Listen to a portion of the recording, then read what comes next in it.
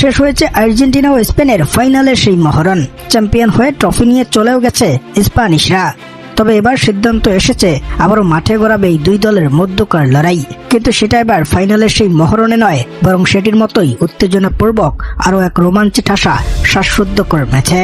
দর্শক, 2026 বিশ্বকাপটা শেষ হওয়া মাত্রই একের পর এক গুঞ্জন সামনে আসছে আর্জেন্টিনা ও স্পেনের বাতিল হওয়া সেই ফিনালিসিমার মধ্যকার ম্যাচ নিয়ে। প্রতিবার কোপা আমেরিকা ও ইউরো চ্যাম্পিয়ন জয়ী দুই দলের মধ্যে এই লড়াই হয়ে থাকে। নিয়ম অনুযায়ী এবারও সেটা মাঠে গড়াতো। তবে মধ্যপ্রাচ্যের সংঘাতের কারণে আর্জেন্টিনা ও স্পেনের লড়াইটা তখন মাঠে না গড়ালেও এবার আরে ভালো এর এক প্রতিবেদনে ESPN আর্জেন্টিনার জ্যেষ্ঠ সাংবাদিক মার্টিন জানিয়েছেন, চলতি বছরের শেষের দিকে অর্থাৎ নভেম্বর মাসে মাঠে গড়াতে পারে ফিনালিসিমার এই লড়াই। যদিও এখনো ওয়েফা কিংবা কনমেবল থেকে কোনো সিদ্ধান্তই আসেনি, তবে সম্প্রতি এমন তথ্য প্রকাশে ফিনালিসিমার সেই লড়াই দেখতে এখন মুখিয়ে পড়েছে গোটা বিশ্ববাসী।